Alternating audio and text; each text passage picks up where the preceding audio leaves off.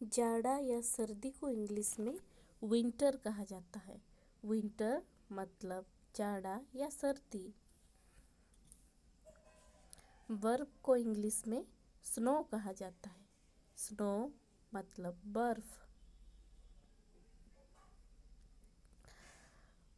और अगला वर्ड है शीतलहर। शीतलहर को इंग्लिश में कोल्ड वेव या फिर कोल्ड स्नैप कहा जाता है, मतलब शीतलहर। बर्फबारी को इंग्लिश में स्नोफॉल कहा जाता है। स्नोफॉल मतलब बर्फबारी।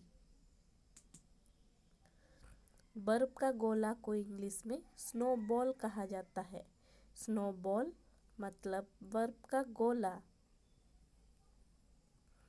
बर्फ का पुतला को इंग्लिश में स्नोमैन कहा जाता है। स्नोमैन मतलब बर्फ का पुतला। और नेक्स्ट हमारा वर्ड है बर्फ का तूफान। बर्फ का तूफान को इंग्लिश में स्नो स्टॉर्म कहा जाता है। स्नो स्टॉर्म मतलब बर्फ का तूफान। बर्फ की चादर मतलब स्नो ब्लैंकेट। स्नो ब्लैंकेट मतलब बर्फ की चादर। लटकती हुई नुकीली बर्फ को इंग्लिश में आइसिकल कहा जाता है। आइसिकल मतलब लटकती हुई नुकीली बर्फ। कोहरा को इंग्लिश में फॉग कहा जाता है। फॉग मतलब कोहरा। नेक्स्ट वर्ड है हमारा घना कोहरा।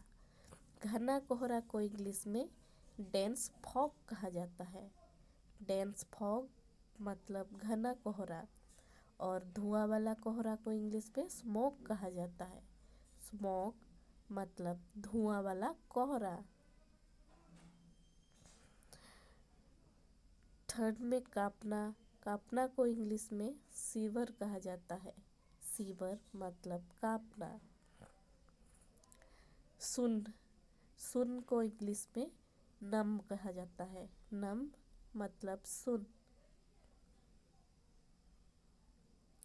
दांत किटकिटाना को इंग्लिश में चैटर कहा जाता है। चैटर मतलब दांत किटकिटाना। रोंगटे को इंग्लिश में गूस बम कहा जाता है। गूस बम्स मतलब रोंगटे। जुकाम को इंग्लिश में कोल्ड कहा जाता है। कोल्ड मतलब जुकाम। और अगला वर्ड है हमारा गले में खराश। गले में खराश को इंग्लिश में सोर थ्रोट कहा जाता है। सोर थ्रोट मतलब गले में खराश। खांसी को इंग्लिश में कॉफ कहा जाता है। कॉफ मतलब खांसी। नेक्स्ट वर्ड है छींकना। छींकना को इंग्लिश में स्नीज कहा जाता है। स्नीज मतलब छींकना। सर्दी लगना को इंग्लिश में catch a cold. Catch a cold कहा जाता है सर्दी लगना को इंग्लिश में। धूप सेकना को इंग्लिश में बास्क।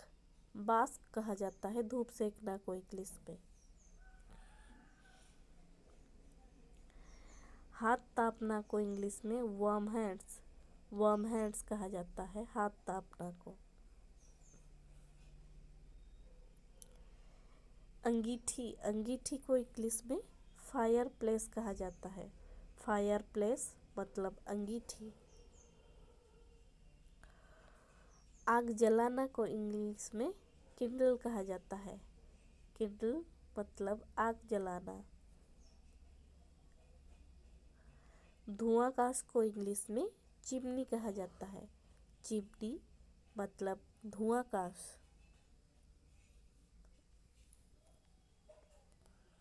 रूखी त्वचा को इंग्लिश में ड्राई स्किन कहा जाता है। ड्राई स्किन मतलब रूखी त्वचा। और फटे हुए होठ को इंग्लिश में चैप्ड लिप। चैप्ड लिप कहा जाता है फटे हुए होठों को। फटी हुई त्वचा को इंग्लिश में चैप्ड स्किन। चैप्ड स्किन कहा जाता है।